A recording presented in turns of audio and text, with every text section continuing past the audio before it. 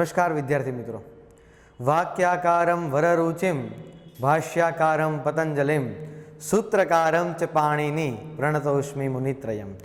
पठामि संस्कृतं नित्यं वदामि संस्कृतं सदा ध्यायामि संस्कृतं सम्यक् वंदे संस्कृतमातरम्। नमस्कार, नमो नमः। ધોરણ 10 આપણો વિષય છે સંસ્કૃત અને એમની અંદર આજે આપણે વેદો વિશે જોવાના છીએ।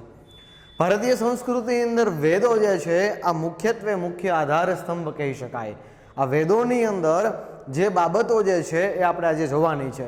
સંસ્કૃતની શરૂઆત, સંસ્કૃતને ભણતા પહેલાં સંસ્કૃતનો ઇતિહાસ ખબર હોવી જોઈએ, સંસ્કૃતનું વ્યાકરણ ક્યાંથી આવ્યું એ આપણને ખબર હોવી જોઈએ।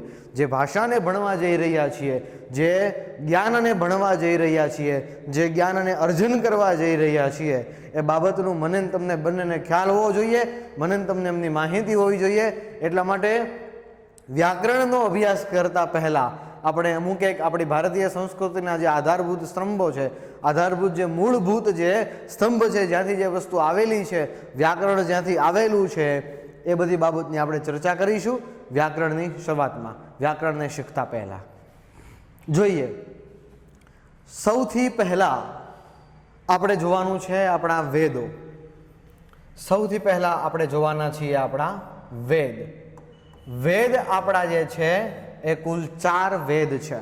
પહેલો વેદ છે ઋગ્વેદ, બીજો યજુર્વેદ, ત્રીજો સામવેદ અને ચોથો જે છે અથર્વવેદ।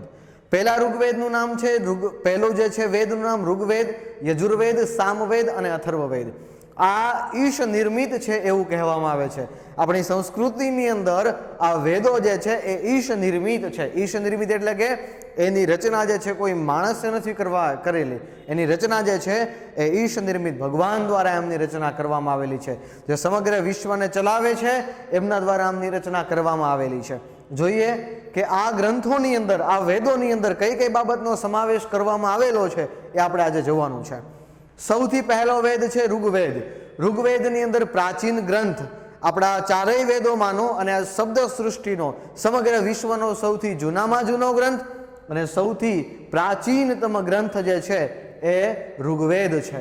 ત્યાર પછીની વાત કરું કે વિશ્વનો અને આ બધા જે ગ્રંથો છે, કોઈ પણ વેદો છે, ઉપવેદો છે, આ બધા ગ્રંથોની અંદર પ્રથમ કોઈ ગ્રંથ લખાણ હોય, પ્રથમ કોઈ વેદ હોય તો પ્રથમ વેદ જે છે એ ઋગ્વેદ છે। ત્યાર પછી એમની અંદર કઈ કઈ બાબતોનો સમાવેશ કરવામાં આવેલો છે, એમની અંદર દેવનું વર્ણન કરવામાં આવેલું છે। આ સૃષ્ટિની અંદર સૃષ્ટિની જે પણ અમુક એક શક્તિઓ જે છે, જે શક્તિઓ આ સૃષ્ટિના સંતુલનને ધ્યાનમાં રાખીને કાર્ય કરે છે, આ સૃષ્ટિને ચલાયમાન કરે છે, સૃષ્ટિને ચલાવે છે, એવા વિશ્વના જે કોઈ પણ દેવતાઓ હોય છે એમનું સમગ્ર વર્ણન, દેવ વર્ણન જે છે એ ઋગ્વેદની અંદર કરવામાં આવેલું હોય છે। દાખલા તરીકે આ સૃષ્ટિને ચલાવવામાં વરસાદનો મુખ્ય ભાગ છે, અગ્નિ છે, પવન છે, સૂર્ય છે, ચંદ્ર છે। આ સૃષ્ટિને સંતુલિત રાખવાની અંદર આ બધી શક્તિઓ, આ બધા દેવતાઓ જે છે એ કાર્ય કરે છે। તો એમની અંદર ઋગ્વેદની અંદર એ બધા દેવતાઓનું વર્ણન કરવામાં આવેલું છે કે આકાશનું વર્ણન જે છે, આકાશી દેવ જે છે એમનું વર્ણન છે, ઇન્દ્રદેવનું વર્ણન કરવામાં આવેલું છે, અગ્નિનું વર્ણન કરવામાં આવેલું છે, પાણી તરીકે એટલે કે જે છે એ દેવનું વર્ણન કરવામાં આવેલું છે। ત્યાર પછી જળ દેવતાનું વર્ણન કરવામાં આવેલું છે, અગ્નિનું વર્ણન કરવામાં આવેલું છે। આ સૃષ્ટિમાં જે પણ દેવતાઓ જે છે, જે દેવતાઓ સૃષ્ટિને સંભાળી રાખે છે એમનું વર્ણન આ ઋગ્વેદની અંદર કરવામાં આવેલું છે। વિદ્યાર્થી મિત્રો, ત્યાર પછી આ વેદની અંદર જુદી જુદી પ્રકારની આ દેવોના વર્ણન પછી એમની અંદર જુદી જુદી પ્રકારની સ્તુતિઓ આપવામાં આવેલી છે।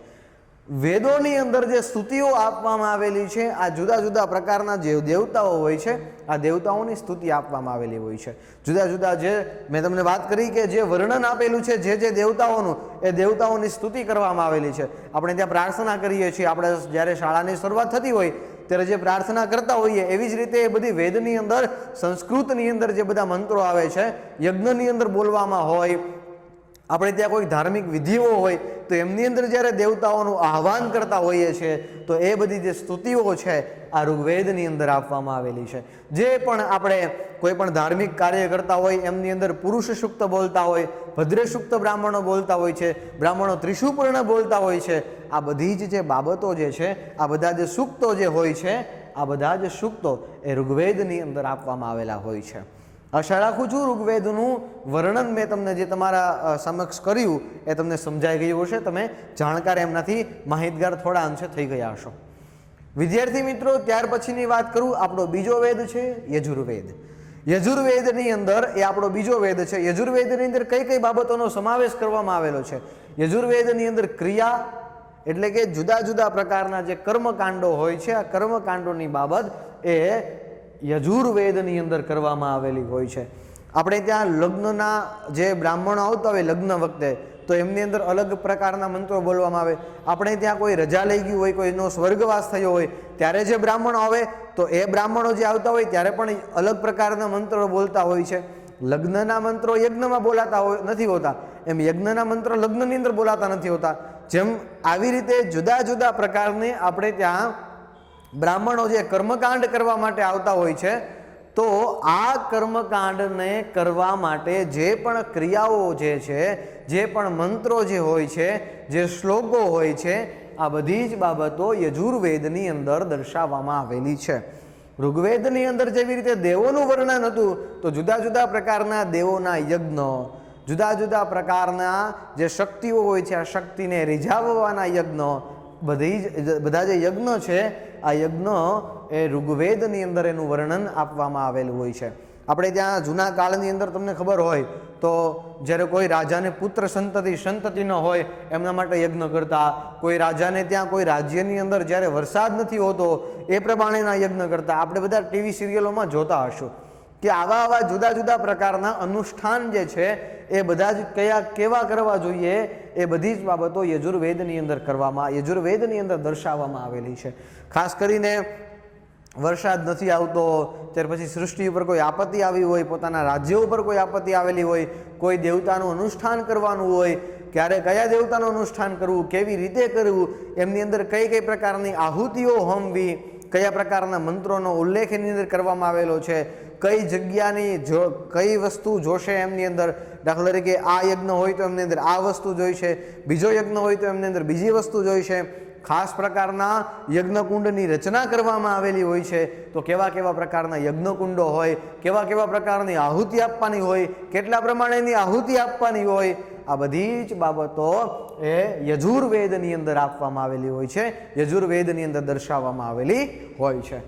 આશા રાખું છું કે આ બીજો વેદ મેં તમને જે સમજાવ્યો એમનું અમુક એક નાનું એવું વર્ણન મેં તમારી સમક્ષ કર્યું એ તમે કદાચ સમજી ગયા હશો. આશા રાખું છું યજુર્વેદની. ત્યાર પછી વિદ્યાર્થી મિત્રો, આપણો ત્રીજો વેદ, ત્રીજા વેદની અંદર સામવેદ આવે છે, અને સામવેદની અંદર ઉપાસના, સંગીત અને ગાન આ બાબતોનો સમાવેશ કરવામાં આવેલો હોય છે. ઉપાસના, જ્યારે સ્તુતિઓ કરવાની હોય, પ્રાર્થનાઓ કરવાની હોય, ભગવાનની ઉપાસના કરવાની હોય, આ સૃષ્ટિમાં જે પણ તત્વો છે, જે ઈશ્વરીય તત્વો છે, જે ચેતનવંતુ આ વિશ્વને રાખે છે, એવા જે બધા જ જે પણ દેવી દેવતાઓ હોય છે એમની ઉપાસના કેવી રીતે કરવી, સંગીતમય ઉપાસના કેવી રીતે કરવી, આ બધી જ બાબતો એ સામવેદની અંદર દર્શાવવામાં આવેલી હોય છે. સામવેદની અંદર ખાસ કરીને બીજી પણ બાબતો છે, સંગીત અને ગાન.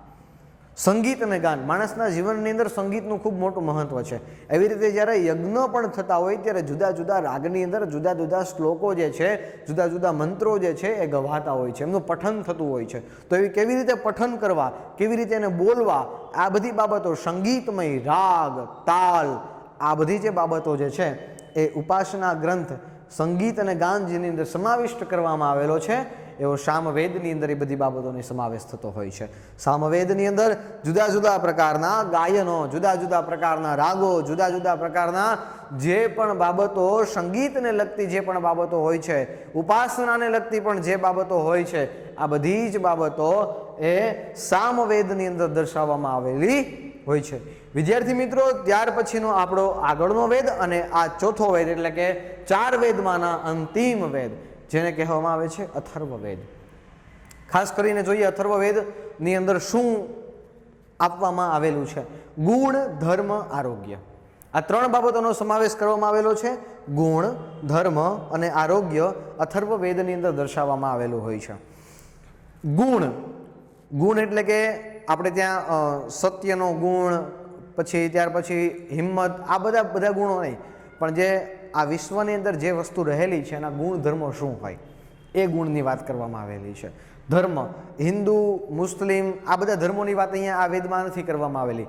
મારો રાષ્ટ્ર પ્રત્યેનો ધર્મ, મારો શિક્ષક પ્રત્યેનો ધર્મ, મારો વિદ્યાર્થી તરીકેનો ધર્મ, મારો પિતા તરીકેનો ધર્મ, મારો માતા તરીકેનો ધર્મ, આ નાગરિક, આ દેશના નાગરિક તરીકેનો મારો ધર્મ, આ બધી જે જવાબદારી હોય છે, માણસે કેવી રીતે વર્તન કરવું જોઈએ સમાજની અંદર, આ બધી જ બાબતો એ અથર્વવેદની અંદર દર્શાવવામાં આવેલી હોય છે. અને સાથે સાથે આરોગ્યનો ગ્રંથ છે. માણસના જીવનની અંદર માણસ જન્મે પછી ઘણા બધા રોગો એના શરીરની અંદર આવતા હોય છે. માણસ આ રોગોને કેવી રીતે કાઢી શકે, એમના લક્ષણો કયા હોય, એમનું નિદાન કેવી રીતે હોવું જોઈએ, આ બધી જ બાબતો એ અથર્વવેદની અંદર દર્શાવવામાં આવેલી છે. પહેલો વેદ છે ઋગ્વેદ, બીજો ત્યાર પછીનો યજુર્વેદ, ત્યાર પછીનો સામવેદ, ત્યાર પછીનો ચોથો જે છે એ અથર્વવેદ. પહેલા વેદની અંદર ટૂંકમાં જણાવી દઉં, પ્રાચીન ગ્રંથ છે, પ્રથમ ગ્રંથ છે, દેવી દેવતાઓનું વર્ણન કરવામાં આવેલું છે અને સ્તુતિઓ કરવામાં આવેલી છે. યજુર્વેદની અંદર જુદી જુદી પ્રકારના જે ક્રિયાકર્મો હોય છે, કર્મકાંડો હોય છે, દર્શાવવામાં આવેલા હોય છે. એમની અંદર જુદા જુદા પ્રકારના યજ્ઞો કેવી રીતે થવા જોઈએ, કઈ કઈ બાબતોના યજ્ઞ હોવા જોઈએ, યજ્ઞ કોના માટે કરવા જોઈએ, યજ્ઞ કેવી રીતે કરવા જોઈએ, બધી જ બાબતોનો સમાવેશ યજુર્વેદની અંદર કરવામાં આવેલો છે. ત્યાર પછી ઉપાસનાનો ગ્રંથ, સંગીત અને ગાનનો ગ્રંથ છે એ સામવેદ છે. અને ચોથો વેદ, આ ચાર વેદમાંનો અંતિમ વેદ અથર્વવેદ, કે જેની અંદર ગુણ, ધર્મ અને આરોગ્ય. હવે વેદ ત્યાર પછી આપણે જોવાના છે ઉપવેદ. આપણા જે ઉપવેદો છે આ ઉપવેદ વિશે જોવાના છીએ. વેદના કુલ 4 ઉપવેદ છે: આયુર્વેદ, ધનુર્વેદ, ગાંધર્વવેદ અને સ્થાપત્ય વેદ. જોઈએ, પહેલો વેદ છે એ ઋગ્વેદ, યજુર્વેદ, સામવેદ અને અથર્વવેદ. અને એવી રીતે વેદના જે 4 ઉપવેદો છે, આ 4 ઉપવેદોની અંદર આયુર્વેદ, ધનુર્વેદ, ગાંધર્વવેદ અને સ્થાપત્ય વેદ. આયુર્વિજ્ઞાન ચરક ઋષિ અને સુશ્રુત ઋષિ એ આયુર્વેદની અંદર આવે છે. આયુર્વેદની અંદર ભારતીય આયુર્વિજ્ઞાનનો સમાવેશ કરવામાં આવેલો છે. આયુર્વિજ્ઞાન એટલે શું થાય? જેવી રીતે આગળ જોયું હતું કે અથર્વવેદની અંદર અમુક એક ગુણ, ધર્મ અને આ બધી વાતો હતી, તો એવી જ રીતે આ વેદની અંદર આયુર્વિજ્ઞાનની અંદર ખાસ કરીને માણસ જન્મે ત્યાર પછી આમાં અમુક એક શરીરમાં રોગો લાગુ પડે, આ રોગોને કેવી રીતે દૂર કરવા, આ રોગોના લક્ષણો કેવી રીતે હોય, કયા પ્રકારના રોગો છે, આ રોગો કેવી રીતે દૂર કરી શકાય અને એમની ઔષધિ કઈ, એમનું સર્જરી કેવી રીતે કરવી જોઈએ, આ બધી બાબતો આયુર્વિજ્ઞાનની અંદર કરવામાં આવે છે. ચરક સંહિતા અને સુશ્રુત સંહિતાની અંદર આયુર્વિજ્ઞાન એ રચાયેલું છે. આયુર્વેદની અંદર ચરક સંહિતા અને સુશ્રુત સંહિતા આયુર્વેદની અંદર દર્શાવવામાં આવેલું છે. આપણે ત્યાં જુદા જુદા પ્રકારના જે રોગો હોય છે, એમના ઘણા બધા રોગો એ જડમૂળથી નાશ કરવા માટે ભારતીય આયુર્વિજ્ઞાનની અંદર આયુર્વેદનો ઉપયોગ કરવામાં આવે છે. આ ભારતની પ્રાચીનતમ પદ્ધતિ છે. જ્યારે વિશ્વની આતતાઈઓ આ દેશમાં ન આવેલી હતી ત્યારે આપણા ઋષિઓ એ આયુર્વિજ્ઞાન દ્વારા લોકોને એ સાજા કરતા હતા. આ આયુર્વિજ્ઞાનની અંદર ચરક ઋષિ અને સુશ્રુત ઋષિનું નામ તમે ઘણી બધી જગ્યાએ સાંભળેલું છે કે ચરક ઋષિ અને સુશ્રુત ઋષિએ જે આયુર્વિજ્ઞાનની આ બંને જે સંહિતાઓ જે તૈયાર કરવામાં આવેલી હતી, એ આજે પણ એમના ઉપરથી ઘણા બધા લોકો એ સાજા થાય છે. એટલે ચરક સંહિતા અને સુશ્રુત સંહિતા કે માણસની સર્જરી કેવી રીતે કરવી જોઈએ. આપણે ત્યાં પ્લાસ્ટિક સર્જરીનો એક વાત છે કે પ્લાસ્ટિક સર્જરી, પણ સૌથી પહેલી પ્લાસ્ટિક સર્જરી કરવાવાળા આ બંને ઋષિઓ હતા. આ બંને ઋષિઓએ એવા અલગ અલગ પ્રકારના શસ્ત્રોની, એવા અલગ અલગ પ્રકારના એવા જે ડૉક્ટરી સાધનો જે આવે છે, આ ડૉક્ટરી સાધનની એવા પ્રકારની રચના કરી, શોધ કરી, એવા સાધનોનો એમણે જે છે એ સમાજમાં સ્થાપિત કર્યા, સમાજમાં એ સાધનો એ લઈ આવ્યા. તો એ બધું જ જે છે એ ચરક અને સુશ્રુત ઋષિએ કરેલું. એટલા માટે પહેલા ઉપવેદની અંદર, આયુર્વેદની અંદર આપણા ભારત દેશનું ભારતીય આયુર્વિજ્ઞાન વિશેષ પ્રકારનું જે જ્ઞાન છે એ આયુર્વિજ્ઞાન અને સાથે સાથે ચરક સંહિતા અને સુશ્રુત સંહિતાનો જે ઉલ્લેખ જે છે એ ભારતીય આયુર્વિજ્ઞાનનો જે ઉલ્લેખ છે એ આયુર્વેદની અંદર કરવામાં આવે છે. વિદ્યાર્થી મિત્રો, આ ઉપવેદને પહેલા ઉપવેદ પછીનો બીજો ઉપવેદ જોવા જઈએ છીએ આપણે ધનુર્વેદ. ધનુર્વેદની અંદર કઈ કઈ બાબતનો સમાવેશ થાય છે? ધનુર્વેદની અંદર ધનુર્વિદ્યાનો સમાવેશ થાય છે, સૈન્ય વિજ્ઞાનનો સમાવેશ થાય છે, જુદા જુદા આયુધોનો સમાવેશ થાય છે. ધનુર્વિદ્યા એટલે કે જેની અંદર અલગ અલગ પ્રકારના જે ધનુષ હોય છે, ક્યારે કયું ધનુષ વાપરવું. આપણે ત્યાં મહાભારતની અંદર અલગ અલગ પ્રકારના ધનુષનો ઉપયોગ કરવામાં આવતો, અલગ અલગ પ્રકારના આયુધનો ઉપયોગ કરવામાં આવતો. જેમ કે અર્જુન જે છે એ શિવજી પાસે જાય છે ત્યારે એમને અમુક પ્રકારના શસ્ત્રો મળે છે. ત્યાર પછી ભગવાનને એનું નામ પિનાકીન રાખ્યું, બરાબર ને, પાસુ પતાસ્ત્ર જે છે મળ્યું. આવી રીતે બ્રહ્માસ્ત્ર છે, સુદર્શન ચક્રાસન છે, આ બધા જે આયુધો છે, આ બધા જુદા જુદા પ્રકારના ધનુષ જે છે એ બધું ધનુર્વિજ્ઞાન, ધનુર્વિદ્યા એ ધનુર્વેદની અંદર સમાવિષ્ટ કરવામાં આવેલી છે. ત્યાર પછી આપણું પ્રાચીન સૈન્ય વિજ્ઞાન, જુદા જુદા પ્રકારના યુદ્ધો થતા. આપણે ત્યાં સૈન્ય વિજ્ઞાનની અંદર એક નાનું ઉદાહરણ આપું કે જ્યારે અભિમન્યુ જે છે 7 કોઠાના યુદ્ધની અંદર જાય છે, તો આ જે ચક્રવ્યૂહ જે ઘડાણું છે, આવા અલગ અલગ પ્રકારના જે પણ ગરુડ વ્યૂહ હોય છે, ચક્રવ્યૂહ હોય છે, આ બધા જે વ્યૂહો હોય છે યુદ્ધની અંદર, આ બધા જ વ્યૂહો સૈન્ય વિજ્ઞાનની અંદર અભ્યાસ કરાવવામાં આવે છે. ભારતીય સંસ્કૃતિની અંદર જે પણ બાબતો સૈન્ય વિજ્ઞાનને હતી, સૈન્ય વિજ્ઞાનને આધીન હતી, એ બધી બાબતો ધનુર્વેદની અંદર સમજાવવામાં આવે છે, ધનુર્વેદની અંદર દર્શાવવામાં આવે છે. વિદ્યાર્થી મિત્રો, ત્યાર પછી જુદા જુદા પ્રકારના આયુધો. અમુક એક આયુધો હાથથી ફેંકવાના હોય છે, અમુક એક આયુધો સીધા હાથથી ફેંકીએ એટલે બ્લાસ્ટ થાય, અમુક એક આયુધો જે હોય છે અમુક એક અસર અમુક એક કલાકો સુધી હોય છે. તમને ખબર હોય તો કે ભાઈ એમને મારે એટલે મૂર્છિત થઈ જાય. આવા પ્રકારના જે જુદા જુદા આયુધો હોય છે, આ આયુધોનો સમાવેશ એ ધનુર્વેદની અંદર કરવામાં આવે છે. અમુક એક હાથથી જે ચક્ર આયુધ છે હાથથી ચલાવવામાં આવે, બાણ છે પછી હાથથી ચાલે, ગદા પછી આવી રીતે ચલાવવામાં આવે. અલગ અલગ પ્રકારની ગદાઓ હોય, અલગ અલગ પ્રકારના ધનુષ હોય, અલગ અલગ પ્રકારના ધનુષની પાછળ જે છે એના આયુધો હોય છે, અલગ અલગ પ્રકારના ચક્રો હોય છે. આપણે ત્યાં તમને ઘણી બધી સિરિયલમાં જોતા હશો કે માણસ આમ આયુધ મારે એટલે સામેવાળા દોરીથી બંધાઈ જાય, સામેવાળા જે છે એ આખી નાગથી વીંટળાઈ જાય. તો આવા બધા જે પ્રકારના આયુધો હતા, એ આયુધોનો સમાવેશ એ ધનુર્વિદ્યાની અંદર એટલે કે ધનુર્વેદની અંદર કરવામાં આવે છે. વિદ્યાર્થી મિત્રો, આશા રાખું છું સરસ મજાનો ધનુર્વેદ જે છે મેં માહિતી આપી તમે સમજી ગયા હશો. વિદ્યાર્થી મિત્રો, હવે આપણે ધનુર્વેદને જોયા બાદ આપણે ગાંધર્વ વેદનો અમુક એક બાબતોની માહિતી મેળવીશું. ગાંધર્વ વેદની અંદર સંગીત, રાગ, સૂર, ગાયન અને વાદ્યનો સમાવેશ થાય છે. જુદા જુદા ભારતીય સંગીતો જે છે, જુદા જુદા પ્રકારના જે ભારતીય રાગો છે, જેમ કે ભૈરવી રાગ છે, મલ્હાર રાગ છે, આ બધા રાગો, સૂર, અલગ અલગ પ્રકારે અલગ અલગ પ્રકારના સૂર જે છે એ રેલાવતા હોય છે સંગીત શાસ્ત્રીઓ, એ બધા. અને ત્યાર પછી ગાયન કે જેની અંદર અલગ અલગ પ્રકારનું ગાયન અને વાદ્ય એટલે કે જુદા જુદા પ્રકારના જે વગાડવાના વાદ્યના જે સાધનો હોય છે, વગાડવાના જે સાધનો હોય છે, એ બધી બાબતો ગાંધર્વ વેદની અંદર સમાવિષ્ટ કરવામાં આવે છે.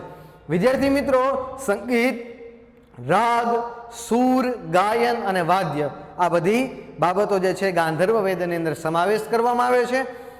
ભારતીય વાદ્યો, ભારતીય સંગીત, ભારતના રાગો, વેદના રાગો, આ બધી જ બાબતો જે છે, કેમ કે આ બધી ધનુર્વેદનો અભ્યાસ, ગાંધર્વ વેદનો અભ્યાસ શા માટે જરૂરી છે? તો કે ગાંધર્વ વેદની અંદર આ બધું શીખવાથી વેદની અંદરના શ્લોકો જે હોય છે, વેદના જે મંત્રો હોય છે, આ વેદના મંત્રો, વેદના શ્લોકો અને એનું જે પઠન કરવાનું હોય છે અને જ્યારે ગાવાના હોય છે, તો એમની માટે ખાસ જરૂરિયાત જે છે એ ગાંધર્વ વેદની પડે છે. શા માટે ગાંધર્વ વેદ જરૂરી છે? વેદની અંદર જુદા જુદા પ્રકારના રાગો હોય, જુદા જુદા પ્રકારના રાગો હોય છે, જુદા જુદા પ્રકારના મંત્રો હોય છે, એમને રાગની અંદર ગાવામાં, કયા રાગની અંદર ગાવા, આ બધી જ બાબતો એ ગાંધર્વ વેદની અંદર સમાવિષ્ટ કરવામાં આવેલી હોય છે. ત્યાર પછીનો ચોથો ઉપવેદ છે એ સ્થાપત્ય વેદ. સ્થાપત્ય વેદની અંદર હસ્તશિલ્પ, કળા અને વાસ્તુશાસ્ત્રનો ઉપયોગ થાય, એની અંદર સમાવિષ્ટ કરવામાં આવે છે. સ્થાપત્ય વેદની અંદર હસ્તશિલ્પ, હાથથી જે પણ હેન્ડમેડ કહેવાય, જેને હેન્ડમેડ કહેવામાં આવે કે ભાઈ હાથથી અમુક એક વસ્તુ, ગૂંથણી કામ હોય, ભરત કામ હોય, આ બધું હાથથી થાય. અમુક એક મૂર્તિ સરસ મજાની હોય છે અને કોતરવામાં આવતી હોય છે, એનું શિલ્પ બનાવવામાં આવતું હોય છે.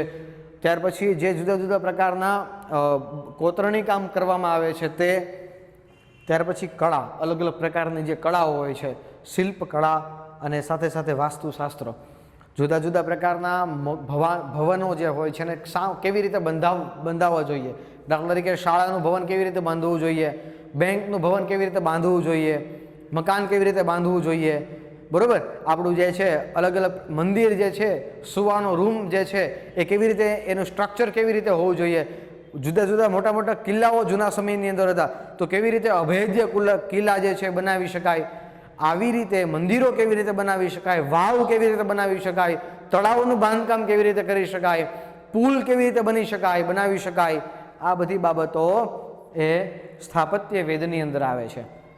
ઘણા બધા તમને ખબર હોય તો આપણા ભારત દેશની અંદર ઘણા બધા એવા સ્થાપત્યના નમૂનાઓ છે કે જે નમૂનાઓની અંદર તમે એના જે પિલર હોય છે, બીમ હોય છે, એમની નીચેથી કદાચ એટલા ઉપર છે કે એમની નીચેથી વ્યવસ્થિત રીતે સરસ મજાનું કાપડ એની નીચે તમે આખું કાપડ પસાર કરી શકો એટલી જગ્યા રાખેલી છે. છતાં પણ એટલા બીમ, જમીનથી એટલો બીમ ઉપર છે છતાં પણ આખું ભવન ટકેલું છે. આ બધાની પાછળ કોનો હાથ હોય તો કે સ્થાપત્ય વેદનો હાથ હોય છે. આ સ્થાપત્ય વેદની અંદર આ પ્રકારની બાબતોનો સમાવેશ કરવામાં આવેલો છે.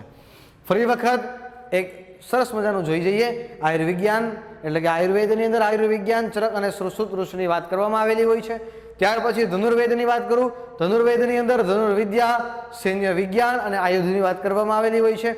ગાંધર્વ વેદની અંદર સંગીત, રાગ, સૂર, ગાયન અને વાદ્યનો સમાવેશ કરવામાં આવેલો હોય છે. એવી જ રીતે સ્થાપત્ય વેદની અંદર હસ્તશિલ્પ, કળા અને જુદા જુદા પ્રકારના વાસ્તુશાસ્ત્રનો સમાવેશ કરવામાં આવેલો છે. ઋગ્વેદ, યજુર્વેદ, સામવેદ અને અથર્વવેદ આપણા વેદ 4. ત્યાર પછીના ઉપવેદો આયુર્વેદ, ધનુર્વેદ, ગાંધર્વ વેદ અને સ્થાપત્ય વેદ. આ 4 ઉપવેદો જે છે એમનો અભ્યાસ કર્યા બાદ જ આપણે વેદને જાણી શકીએ છીએ. વિદ્યાર્થી મિત્રો, આપણે આમની જે છે આગળ એ ઉપવેદ વિશે જોયું હતું. હવે જે જોવાનું છે વેદાંગ વિશે આપણે જોવાનું છે. તો એમની અંદર વેદાંગ આપણા 6 છે. શિક્ષા, ત્યાર પછી વ્યાકરણ, નિરુક્ત, કલ્પ, છંદ અને જ્યોતિષ. તેમાં પહેલું જે છે એ આપણે શિક્ષા વિશે જોવાનું છે, બરાબર છે. પહેલું જે આપણે જોવાનું છે એ શિક્ષા વિશે જોવાનું છે. તો શિક્ષાની અંદર કઈ કઈ બાબતોનો સમાવેશ થાય છે? શિક્ષાની અંદર ઉચ્ચારણ વિધિનો સમાવેશ થાય છે. વેદની અંદર જુદા જુદા પ્રકારના જે ઉચ્ચારણ કરવાના મંત્રો હોય છે, આ કેવી રીતે ઉચ્ચારણ કરવું જોઈએ, તો એ બધી બાબતો જે છે એ શિક્ષાની અંદર એમનો ઉલ્લેખ કરવામાં આવેલો હોય છે.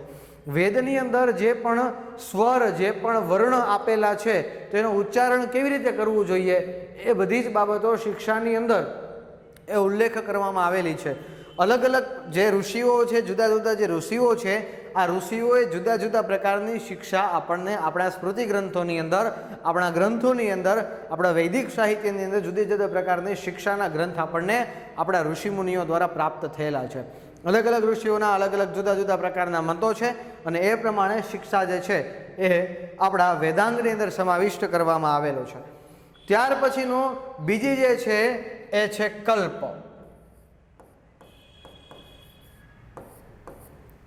આ કલ્પની અંદર બીજી જે આપણો શિક્ષા છે, બીજી જે આપણો બીજો વેદાંગ છે એ છે કલ્પ. કલ્પની અંદર અલગ અલગ પ્રકારના મંત્ર પ્રયોગનો સમાવેશ કરવામાં આવેલો છે. દાખલા તરીકે લગ્નની અંદર કેવા પ્રકારના મંત્ર બોલવા જોઈએ, યજ્ઞમાં કેવા પ્રકારના મંત્ર બોલવા જોઈએ. આપણે ત્યાં વેદની અંદર દાખલા તરીકે 1 થી 50 મંત્ર છે, તો 1 થી 25 મંત્ર એ વેદમાં આપેલા છે, તો એ 1 થી 25 મંત્ર લગ્નના છે.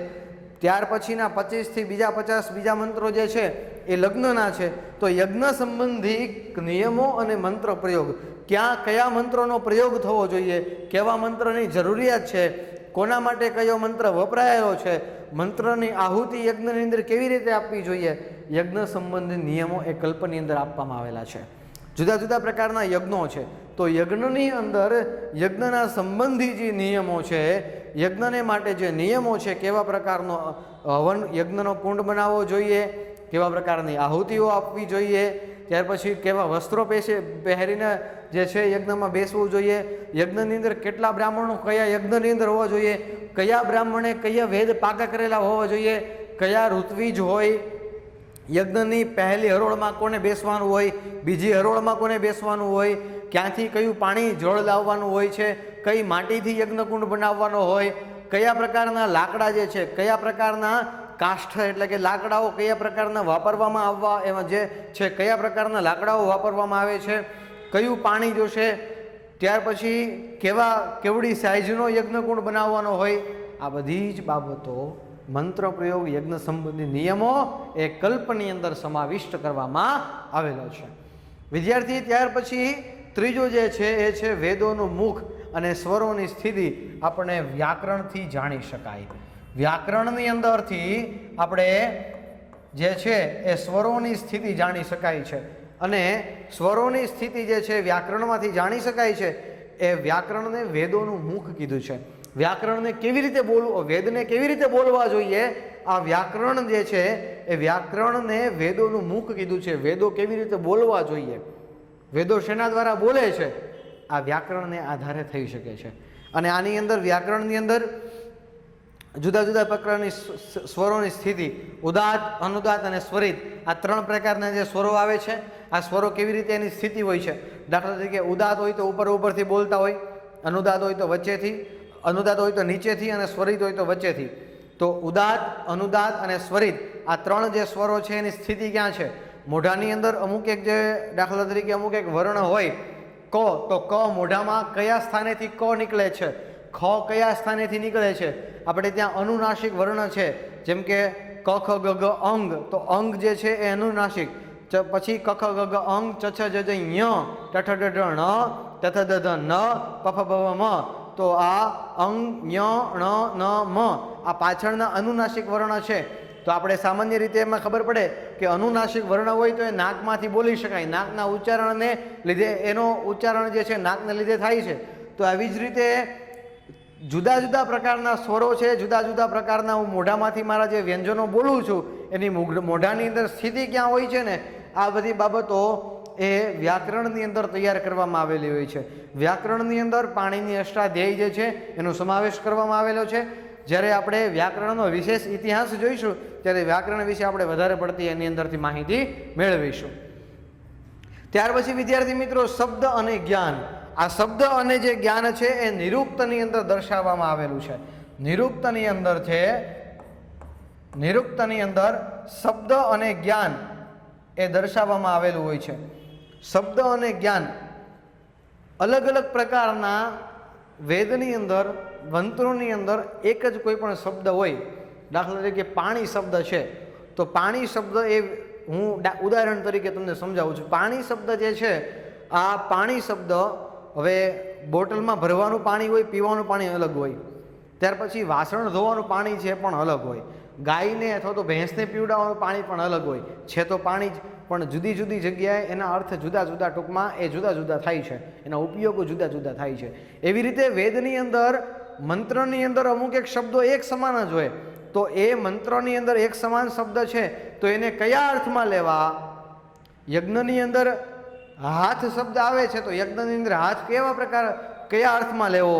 ત્યાર પછી વેદની અંદર લગ્નની અંદર અલગ પ્રકારનો, વેદની અંદર લગ્નની અંદર હાથ શબ્દ આવે છે એના મંત્રોની અંદર, તો એ અર્થ કયા પ્રકારનો લેવો? એટલે શબ્દ એક છે પણ એના અર્થ જુદા જુદા અલગ અલગ જગ્યાએ થતા હોય છે. તો એ અર્થને કેવા પ્રકારનો એની અંદર અર્થ લેવો એ બધી જ બાબતો નિરુક્તની અંદર દર્શાવવામાં આવે છે. બરોબર છે. ત્યાર પછી વિદ્યાર્થી મિત્રો, આગળ જે કાર્ય, આયોજન અને સમય. કાર્ય, આયોજન અને સમય આ જ્યોતિષ શાસ્ત્રની અંદર દર્શાવવામાં આવે છે. જ્યોતિષ શાસ્ત્રની અંદર કાર્ય, આયોજિત અને ત્યાર પછી સમય, કાર્ય, આયોજન અને સમય આ જ્યોતિષ શાસ્ત્રની અંદર દર્શાવવામાં આવે છે.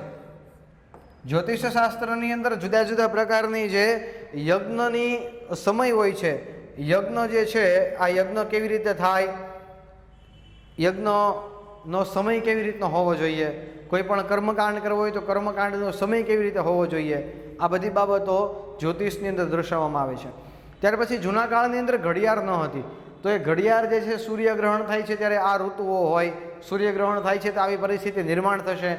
ડાબી બાજુ એટલે કે દક્ષિણ તરફથી પવન આવે છે તો આ ઋતુ અનુભવાય છે.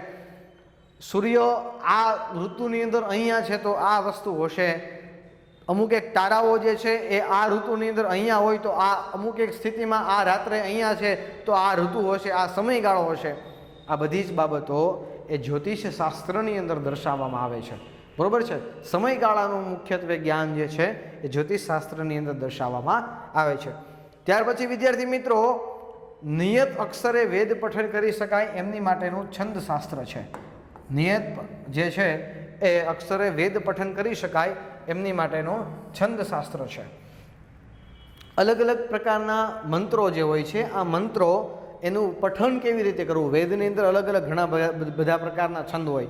આપણે જે સામાન્ય 4 ચરણનો શ્લોક હોય તો એને અનુષ્ટુપ છંદ કહેવાય, પણ વેદની અંદર તો અલગ અલગ ઘણા બધા પ્રકારના છંદો આવે છે. તો એ છંદ જે છે એ અભ્યાસ કરવાથી વેદને કેવી રીતે બોલી શકાય, વેદનું પઠન કેવી રીતે કરી શકાય, આ છંદશાસ્ત્રની અંદર દર્શાવવામાં આવે છે. તો આશા રાખું છું વેદાંગ વિશે તમે સમજી ગયા હશો. બરોબર છો? તો ફરી વખત એક એક બાબતની તમને સ્પષ્ટતા કરી દઉં. પહેલું છે શિક્ષા. શિક્ષાની અંદર ઉચ્ચારણ વિધિ દર્શાવવામાં આવેલી છે. કેવી રીતે કયા ઉચ્ચારણ થવા જોઈએ મંત્રના, કયા સ્વરને કયા વ્યંજનને કેવી રીતે બોલવો જોઈએ એ શિક્ષાની અંદર દર્શાવવામાં આવેલું છે. ત્યાર પછી મંત્ર પ્રયોગ અને યજ્ઞ સંબંધી નિયમો એ કલ્પની અંદર દર્શાવવામાં આવે છે. કેવા પ્રકારના યજ્ઞ હોય, યજ્ઞની અંદર કયા પ્રકારના નિયમો હોય છે અને મંત્રો જુદા જુદા વેદના તો એનો પ્રયોગ ક્યાં કરવો જોઈએ તે કલ્પની અંદર દર્શાવવામાં આવેલું હોય છે. ત્યાર પછી વ્યાકરણની વાત કરું. વ્યાકરણને વેદોનું મુખ કહેવામાં આવે છે. જુદા જુદા પ્રકારની સ્વરોની સ્થિતિ કેવી રીતની હોય છે એ બધી જ બાબતો વ્યાકરણની અંદર આપણે જોવાના છીએ. વ્યાકરણની વિશેષ વાત આપણે જ્યારે વ્યાકરણનો વિશેષ પરિચય લઈશું, આગલી જ્યારે વખત મળવાનું થશે, આગળ જ્યારે મળીશું ત્યારે વ્યાકરણનો પરિચય આપણે આગળ જોવાનો છે વિશેષ પ્રકારે જ્યારે વ્યાકરણ આપણે સમજીશું ત્યારે. ત્યાર પછી નિરુક્તની અંદર શબ્દ અર્થ જ્ઞાન, વેદના જે પણ મંત્રો છે એમની અંદર જુદા જુદા પ્રકારના શબ્દોનો પ્રયોગ કરવામાં આવેલો છે. આ શબ્દનો પ્રયોગ કયા કયા મંત્રની અંદર કઈ કઈ રીતનો થાય, જુદા જુદા પ્રકારના મંત્રની અંદર જુદા જુદા રીતનો જે છે અર્થઘટન એનું થતું હોય એ અર્થઘટન નિરુક્તની અંદર કરવામાં આવેલું છે. ત્યાર પછી કાર્ય, આયોજન અને સમય આ જ્યોતિષની અંદર દર્શાવવામાં આવેલું છે. ગ્રહોની સ્થિતિ, ઋતુની સ્થિતિ, સૂર્યની સ્થિતિ, ચંદ્રની સ્થિતિ, તારાઓની સ્થિતિ, પવન જે છે કઈ દિશામાંથી આ તે જે પણ બાબતો જે છે એ જ્યોતિષશાસ્ત્રની અંદર દર્શાવવામાં આવેલી હોય છે. છંદશાસ્ત્રની અંદર નિયત અક્ષરે વેદ પઠન કરી શકાય એમના માટે જુદા જુદા પ્રકારના છંદશાસ્ત્ર જે છે, જુદા જુદા પ્રકારના છંદ જે ઉપયોગ થાય છે એ છંદશાસ્ત્રની અંદર એ ઉપયોગ જે છે એ દર્શાવવામાં આવે છે છંદશાસ્ત્રની અંદર. વિદ્યાર્થી મિત્રો, હવે આપણે આગળ વેદ, ઉપવેદ અને વેદાંગ વિશે જોયું. વેદાંગ જો આવડે તો ઉપવેદ શીખી શકાય, ઉપવેદ આવડે તો માણસ વેદ સુધી પહોંચી શકે છે. કેમ કે વેદને જાણવા માટે આ 6 પ્રકારના વેદોના અંગ એટલે કે વેદાંગની જરૂરિયાત પડે છે. વિદ્યાર્થી મિત્રો, આપણે આમની અગાઉ વેદ, ઉપવેદ અને વેદાંગ વિશે જોયું. વેદાંગની અંદર 6 જે વેદાંગો હતા, આ વેદાંગોમાંનો એક વેદાંગ એટલે વ્યાકરણ શાસ્ત્ર. વ્યાકરણ શાસ્ત્રનું હવે આપણે થોડુંક વ્યવસ્થિત રીતે એમનો અભ્યાસ કરીશું. વ્યાકરણ શાસ્ત્રના ઇતિહાસનો આપણે થોડો ઊંડો અભ્યાસ કરીશું. ખાસ કરીને વ્યાકરણ શાસ્ત્ર જે છે એ વેદોનું મુખ છે. વ્યાકરણ શાસ્ત્ર ને વેદોનું મુખ કહેવામાં આવેલું છે. આ વ્યાકરણ શાસ્ત્રની અંદર જે એવું કહેવાય કે વેદને બોલવા હોય, વેદનો અભ્યાસ કરવો હોય, લોકો સુધી વેદ પહોંચાડવા હોય, વેદનો અભ્યાસ માણસે પોતે કરવો હોય તો વ્યાકરણની જરૂર પડે છે. તો આવી જ રીતે વ્યાકરણ, આ સંસ્કૃત સાહિત્યનો વિશેષ રીતે અભ્યાસ કરવા માટે વ્યાકરણની જરૂર પડે છે. આ શબ્દ સૃષ્ટિની રચના માટે વ્યાકરણની જરૂર પડે છે. આ શબ્દ સૃષ્ટિને જાણવા માટે વ્યાકરણની જરૂર પડે છે. સંસ્કૃતના સાહિત્યને જાણવા માટે, એમનો અભ્યાસ કરવા માટે, જીવનમાં ઉતારવા માટે વ્યાકરણની જરૂર પડે છે. અર્થસભર સમજવા માટે વ્યાકરણની જરૂર પડે છે. આવી જ રીતે સંસ્કૃત ભાષાની અંદર સૌ પ્રથમ શબ્દ સૃષ્ટિની અંદર વ્યાકરણની જે રચના છે એ આપણા પરમપિતા એટલે કે બ્રહ્માજી દ્વારા એ કરવામાં આવી હતી. ત્યાર પછી જુદા જુદા પ્રકારના વ્યાકરણ આવ્યા અને એક પછી એક વ્યાકરણ જે છે એ સૃષ્ટિમાં આવ્યા. એમનો અભ્યાસ થયો અને વિલુપ્તિ થઈ. જોઈએ એમાં પહેલું વ્યાકરણ ચાંદ્ર વ્યાકરણ, ત્યાર પછી પહેલું વ્યાકરણ જે છે એ ઐન્દ્ર વ્યાકરણ, ત્યાર પછી ચાંદ્ર વ્યાકરણ, કાશકૃત્સ્ન વ્યાકરણ, કૌમારમ વ્યાકરણ, શાકટાયનમ વ્યાકરણ, સારસ્વતમ વ્યાકરણ, આપીશલમ વ્યાકરણ, શાકલમ વ્યાકરણ અને અંતે જે છે એ પાણિનીય વ્યાકરણ. વિદ્યાર્થી મિત્રો, એક એક વ્યાકરણ મેં તમને વાત કરી. આ જે એક એક વ્યાકરણ છે ઐન્દ્ર, ચાંદ્ર, કાશકૃત્સ્ન, કૌમારમ, શાકટાયનમ, સારસ્વતમ, આપીસલમ, શાકલમ ને પાણિનીય. બ્રહ્માજી દ્વારા જે વ્યાકરણ શાસ્ત્રની રચના થઈ સંસ્કૃતના અંદર, જેને આર્ષ વ્યાકરણ કહેવામાં આવે છે, આર્ષ વ્યાકરણ કહેવામાં આવે છે. આ આર્ષ વ્યાકરણ એટલે કયા આર્ષ વ્યાકરણ? ઐન્દ્ર, ચાંદ્ર, કાશકૃત્સ્ન, કૌમારમ, શાકટાયનમ, સારસ્વતમ, આપીશલમ અને શાકલમ. અહીંયા સુધીના જે વ્યાકરણ છે એમને આર્ષ વ્યાકરણ કહેવામાં આવે છે. જે વેદોના વ્યાકરણ જે છે, જે જૂના કાળના વ્યાકરણો છે, એમને આર્ષ વ્યાકરણ કહેવામાં આવે છે. પાણિનીય દ્રષ્ટિ પ્રમાણે, પાણિની ઋષિના પાણિનીય વ્યાકરણના દ્રષ્ટિ પ્રમાણે આ જે બધા વ્યાકરણો જે છે એમને આર્ષ વ્યાકરણ કહેવામાં આવે છે. એક એક વ્યાકરણ શાસ્ત્રો જે છે એમની આ સમાજની અંદર, આ સૃષ્ટિની અંદર એમની રચના થવી, ત્યાર પછી લોકો એમનો અભ્યાસ કરતા થાય, અભ્યાસ કરતાં કરતાં ધીમે ધીમે એમની પ્રસિદ્ધિ થાય, પ્રસિદ્ધિ થયા બાદ ત્યાર પછી એમનું સ્થાન નક્કી થાય, સમાજમાં એમનું સ્થાન આવે, સમાજમાં એમનું સ્થાન રહે અને સ્થાન લીધા પછી ધીમે ધીમે ધીમે ધીમે કરતાં એક સમય એવો આવે કે એ સમાજની અંદરથી વિલુપ્તિ થઈ જાય. શા માટે વિલુપ્ત થાય? તો કે એક વ્યાકરણ શાસ્ત્રએ જે વ્યાકરણ શાસ્ત્રની રચના કરી છે, આ વ્યાકરણ શાસ્ત્રીએ જ્યારે રચના કરીને ત્યાર પછી બીજા કોઈ વ્યાકરણ શાસ્ત્રીએ અભ્યાસ કરીને પોતાનો ગ્રંથ વ્યાકરણનો એમણે તૈયાર કર્યો, તો એ આગળના જે વ્યાકરણના જે ગ્રંથ છે એમના કરતાં થોડો સરળ છે, તો લોકો એમને વધારે જે છે એ ચાહે છે, લોકો એ ગ્રંથને વધારે ભણે છે, લોકો એ ગ્રંથનો વધારે અભ્યાસ કરે છે. એટલા માટે એક પછી એક વ્યાકરણ જે છે એ આવતા ગયા.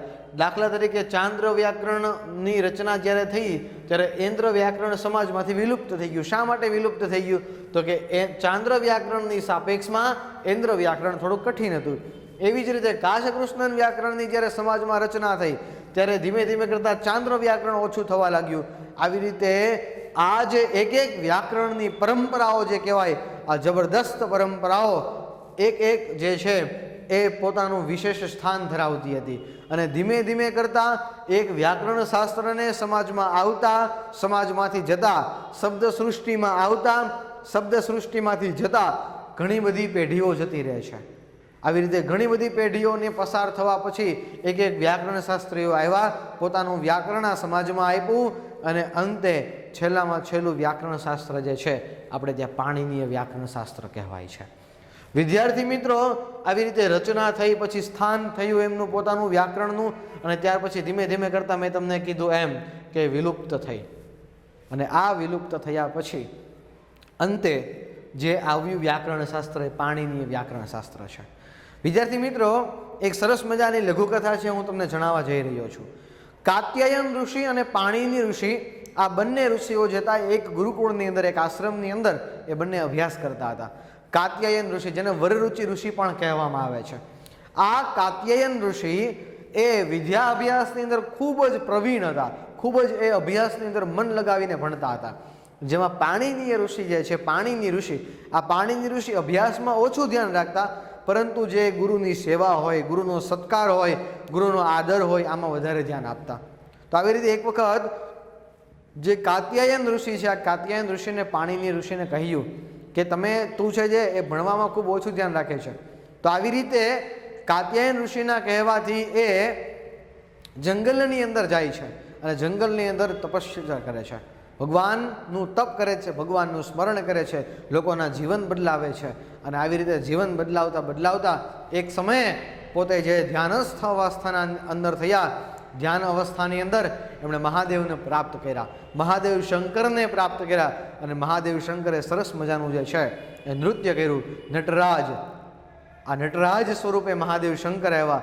સતસૃષ્ટિ તાંડવ રચયિતા નટરાજ રાજ નમો નમઃ. હે આદ્ય શંકર જગત પિતા નટરાજ રાજ નમો નમઃ. આવી રીતે સરસ મજાનું પાણીની ઋષિની સામે પાણીની ઋષિની ઈચ્છાને અનુસરીને મહાદેવ શંકરે સરસ મજાનું જે છે એ નટરાજ તરીકે નૃત્ય એક કર્યું. અને નૃત્ય પછી મહાદેવે પ્રસન્ન થઈને આ જગતના કલ્યાણ માટે, આ સમગ્ર સૃષ્ટિના કલ્યાણ માટે 14 વખત ડમરું વગાડ્યું. કોઈ સામાન્ય માણસ હોય તો ડમરૂનો અવાજ કેવો આવે? આપણે કે તમે કોઈ પણ હોય તો આપણને ડમરૂનો અવાજ ડમ ડમ ડમ ડમ ડમ ડમ ડમ ડમ ડમ ડમ એવો અવાજ આવે. પરંતુ જે સૃષ્ટિમાં કંઈક કરવા માટે આવ્યા છે, જે સૃષ્ટિની અંદર કંઈક બદલાવવા માટે આવ્યા છે, જેણે ભગવાનના મોકલેલા માણસ છે, આ લોકોને વિશેષ પ્રકારનો અવાજ ભગવાનના ડમરૂમાંથી સંભળાય. અને આવી રીતે 14 વખત નૃત્યના અંતે 14 વખત ડમરું વગાડ્યું. ભગવાન નટરાજ જે નૃત્ય કરતા હતા પાણીની ઋષિની સામે, આ 14 વખત ત્યાર પછી નૃત્ય કરીને ત્યાર પછી 14 વખત જે છે એ ડમરું વગાડ્યું. અને ડમરુમાંથી જે સ્વર નીકળ્યા એમાંથી સમગ્ર શબ્દ સૃષ્ટિની રચના થઈ. એ શબ્દ સૃષ્ટિની રચના થઈ. એ જે 14 સ્વર છે અહીંયા આપેલા છે: ઐ ઉણ રીલ રીક ઐ ઓંગ એ ઓંચ હય વરટ લણ યમય યણનમ જભય દડ દસ જબગડ દસ ખ ફ છટ છટ તવ કપય શ સ સર હલ. આ 14 પ્રકારના જે સૂત્ર છે, આ 14 પ્રકારના સૂત્રમાંથી પાણીની ઋષિએ જે છે, આ પાણીની ઋષિએ એક સરસ મજાનું એવું કહેવાય કે એ શબ્દ સૃષ્ટિની રચના કરી. પાણીની ઋષિએ જે છે એ શબ્દ સૃષ્ટિની સરસ મજાના શબ્દ સૃષ્ટિની રચના કરી. પછી ઐ ઓણ રીલ રીક એ ઓંગ, ત્યાર પછી એ ઓચ હય વરટ લણ યમય યણનમ જભય, ત્યાર પછી જબગડ દસ કફ છટ છટ તવ કપય સ સ સર અને હલ. ફરી વખત આ સૂત્ર કરું છું: ઐ ઉણ રીલ રીક એ ઓંગ એ ઓચ, ત્યાર પછી 5મું સૂત્ર છે હય વરટ લણ યમયણનમ જભય, ત્યાર પછી જબગડ દશ ખપ છટ છટ તવ કપય, અને ત્યાર પછી વિદ્યાર્થી મિત્રો શ શ શ હલ. ઐ ઉણ રીલ રીક એ ઓચ હય વરટ લણ યમયણનમ જભય ધડદસ જબગડદસ ખપ છટ છટ તવ કપય સ સ સર હલ. આ 14 પ્રકારના સૂત્રમાંથી સમગ્ર વ્યાકરણની રચના થઈ. અને પાણીની ઋષિએ વિચાર્યું કે મહાદેવે જે મારી માટે ડમરું વગાડ્યું છે, આ ડમરું એમનેમ ન વગાડે, એની પાછળનો કંઈક આદેશ હશે. અને આ આદેશને ધ્યાનમાં રાખીને પાણીની ઋષિએ જે છે એ સમગ્ર એક સરસ મજાનો જે ગ્રંથ છે એ પાણીની અષ્ટાધ્યાયીનું નિર્માણ કર્યું. આ પાણીની અષ્ટાધ્યાયીનું નિર્માણ એ માત્ર ને માત્ર તમને ખબર હોય કે આ 14 સૂત્રમાંથી આ પાણીની ઋષિનું અષ્ટાધ્યાયીનું નિર્માણ કર્યું. આ પાણીની અષ્ટાધ્યાયીની અંદર 14 સૂત્રમાંથી માત્ર ને માત્ર 14 સૂત્રમાંથી 4000 સૂત્રની પાણીની રચના કરી. 4000 સૂત્ર પાણીની રચના કરી. અને લગભગ જેટલા 2000 જેટલી ધાતુઓની રચના, 2000 જેટલી ધાતુઓ જે છે એ પાણીની ઋષિએ અષ્ટાધ્યાયી ગ્રંથની અંદર આપી. અને સરસ મજાનો 8 અધ્યાયનો ગ્રંથ, એક મહાગ્રંથ પાણીની અષ્ટાધ્યાયી તરીકે એમણે પોતે લખ્યો, પોતે રચના કરી. અને સમગ્ર સૃષ્ટિની અંદર નવો ગ્રંથ, વ્યાકરણનો ગ્રંથ, વ્યાકરણની મહાન પરંપરાનો ગ્રંથ જે છે એ પાણીનીય વ્યાકરણ તરીકે આવ્યો. પાણીનીય વ્યાકરણની અંદર અમુક એક જે સૂત્રો છે એ સૂત્રો કાત્યાયન ઋષિ એટલે કે વરરુચિ ઋષિ એમના પણ છે. અને સાથે સાથે પાણીની ઋષિના પણ એમની અંદર સૂત્રો વધારે પડતા આપવામાં આવેલા છે. આ રીતે સમગ્ર અષ્ટાધ્યાયીનો જે છે એ આરંભ અષ્ટાધ્યાયી ગ્રંથ આ સૃષ્ટિની અંદર રચાણો.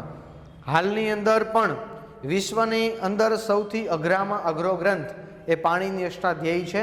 માત્ર ને માત્ર આપની જાણ માટે હું કહી દઉં કે પાણીની અષ્ટાધ્યાયી જે ગ્રંથ છે આ વિશ્વની અંદર સૌથી અઘરામાં અઘરો ગ્રંથ હાલના સમય પ્રમાણે છે. વર્તમાન પરિસ્થિતિમાં આ સમગ્ર દુનિયામાં સૌથી વધારે અઘરો ગ્રંથ એ પાણીની અષ્ટાધ્યાયી છે, કે જે સંસ્કૃતનો વ્યાકરણનો પ્રખર ગ્રંથ છે. વિદ્યાર્થી મિત્રો, આ જે મેં તમને વાત કરી, હવે આગળનું જે વ્યાકરણ હતું આ બધું જ વ્યાકરણ આર્ષ વ્યાકરણ છે. અને આ જે વ્યાકરણ છે પાણીનીય વ્યાકરણ છે. આપણે ત્યાં એક સરસ મજાની એક સૂક્તિ છે, સત્યમેવ જયતે. ધ્યાન રાખજો, સત્યમેવ જયતે. હવે આ સત્યમેવ જયતે છે, આ પાણીની ઋષિના વ્યાકરણને પ્રમાણે ખોટો શબ્દ છે. કેમ કે સત્યમેવ જયતે એ વેદનું વાક્ય છે અને પાણીની ઋષિ થઈ ગયા, કૃષ્ણ ભગવાન થઈ ગયા ત્યાર પછીના લગભગ 200 થી 300 વર્ષની વચ્ચે પાણીની ઋષિનું આગમન થયું હતું. એટલે આપણા રામાયણ અને મહાભારત આ બંને ગ્રંથો પાણીની ઋષિના વ્યાકરણને આધારે નથી. એમનું જે વ્યાકરણ છે રામાયણનું અને મહાભારતનું, આ બંનેનું વ્યાકરણ આગળનું મેં તમને કીધું કે જે આ આગળના આર્ષ વ્યાકરણો હતા, આ જે આર્ષ વ્યાકરણો હતા એ પ્રમાણે છે. કેમ કે ભગવાન શ્રી કૃષ્ણના અથવા તો મહાભારત પછીના 200 થી 300 વર્ષ પછી પાણીની ઋષિ જે છે આ સૃષ્ટિની અંદર આવ્યા હતા અને પાણીની ઋષિએ આ વ્યાકરણની રચના કરી હતી. અષ્ટાધ્યાયીની જે રચના છે એ પાણીની ઋષિ દ્વારા કરવામાં આવેલી છે અને પાણીની ઋષિ જે છે એ મહાભારતના 200 થી 300 વર્ષ પછી થઈ ગયા. મહર્ષિ વાલ્મીકી, મહર્ષિ વેદવ્યાસે આ બંને જે રામાયણ અને મહાભારતની રચના કરી છે, આ બંનેનું વ્યાકરણ જે છે એ આર્ષ વ્યાકરણ છે, એ પાણીની વ્યાકરણ નથી. વિદ્યાર્થી મિત્રો, આવી જ રીતે ધીમે કરતા પાણીની જે છે પાણીની ઋષિનો અષ્ટાધ્યાયી ગ્રંથ, મહાન ગ્રંથ એમણે તૈયાર કર્યો હતો. અને ત્યાર પછી આપણે જોઈએ તો પાણીની ઋષિ પછી લગભગ તમને કહું તો 200 વર્ષ પછી, પાણીની ઋષિના 200 વર્ષ પછી પતંજલિ ઋષિ જે છે આ પતંજલિ ઋષિ થઈ ગયા. અને આ પતંજલિ ઋષિ જે છે એ પતંજલિ ઋષિએ વ્યાકરણનું મહાભાષ્ય તૈયાર કર્યું. બરોબર, વ્યાકરણનું મહાભાષ્ય તૈયાર કર્યું. આ પતંજલિ જે ઋષિ છે, આ પતંજલિ ઋષિએ વ્યાકરણનું જે છે એ મહાભાષ્ય તૈયાર કર્યું.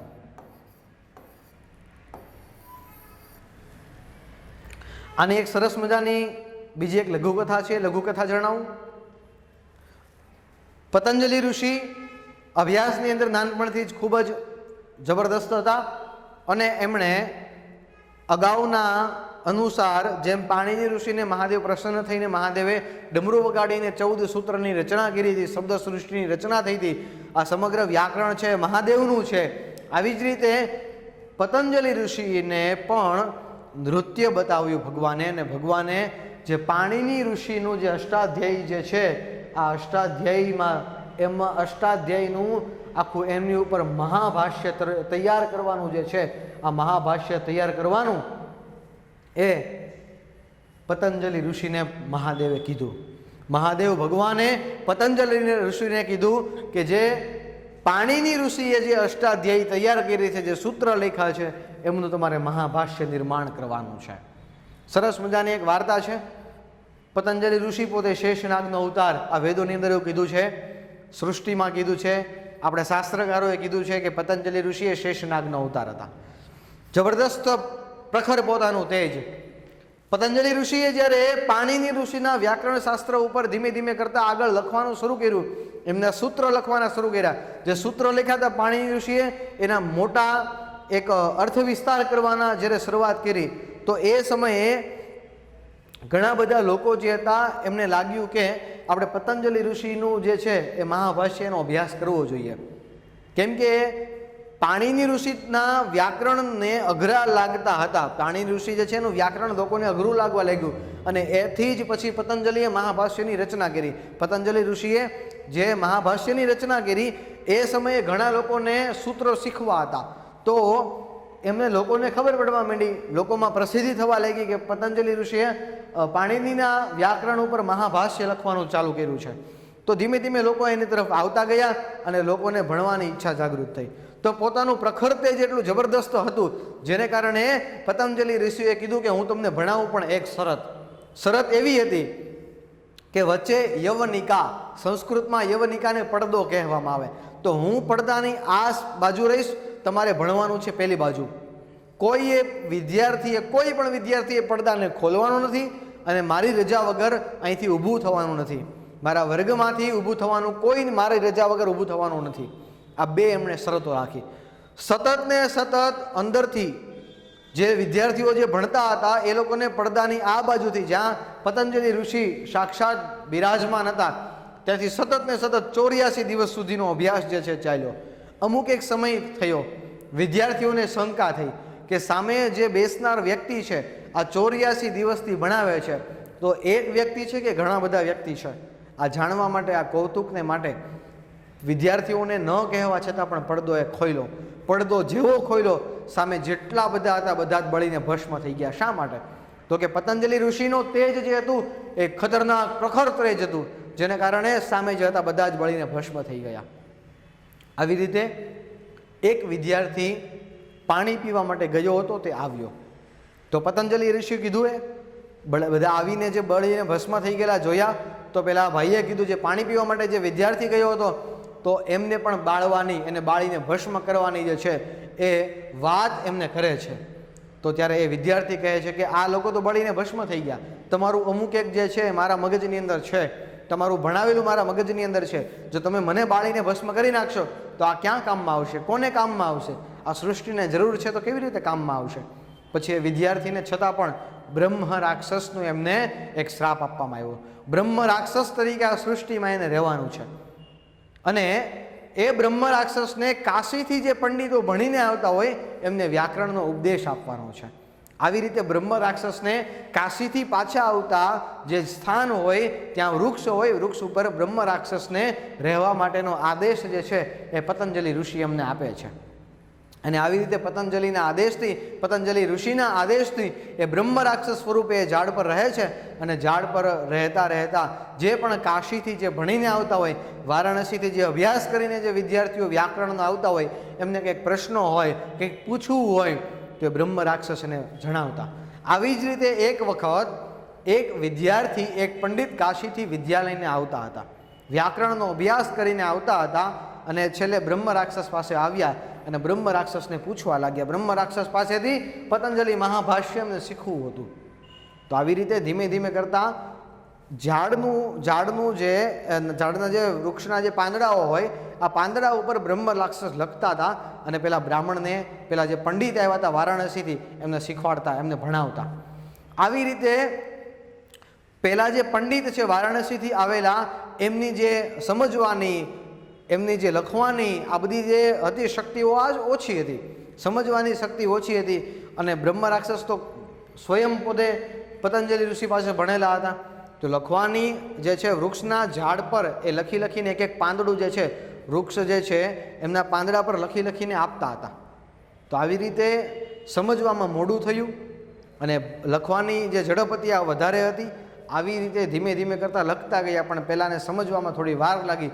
એટલી વારમાં પાંદડા જ્યાં બધા પડેલા હતા ત્યાં એક બકરી, એક ગોવાળ એક બકરી લઈને આવ્યો અને બકરી જે છે અમુક એક પાંદડા જે છે એ બ્રહ્મ રાક્ષસે લખેલા, પતંજલિ ઋષિના મહાભાષ્ય લખેલા અમુક એક પાંદડાઓ જે છે એ ખાઈ ગઈ.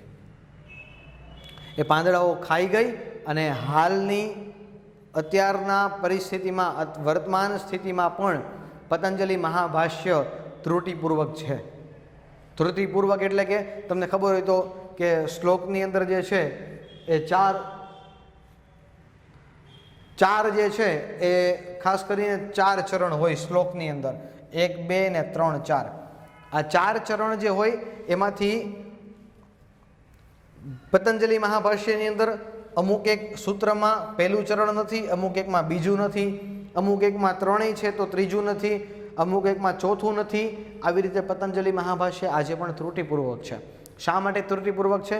તો કે જે બકરી પાંદડા ખાઈ ગઈ એમાંથી અમુક એક જે છે એ ત્રુટિપૂર્વક હાલની તારીખમાં પણ જોવા મળે છે. વિદ્યાર્થી મિત્રો, આવી જ રીતે ધીમે ધીમે કરતાં પતંજલિ મહાભાષ્યની રચના થઈ, પતંજલિ મહાભારતની રચના થઈ અને આપણી 14મી સદીની અંદર, 14મી શતાબ્દીની અંદર એક ભટ્ટોજી દીક્ષિત થઈ ગયા, ત્યાર પછી વરદરાજ આચાર્ય થઈ ગયા. તો આવી રીતે પાણિનિ ઋષિના વ્યાકરણને સૌથી સહેલી બનાવવાની પ્રક્રિયા ત્યાર પછી કરવામાં આવી.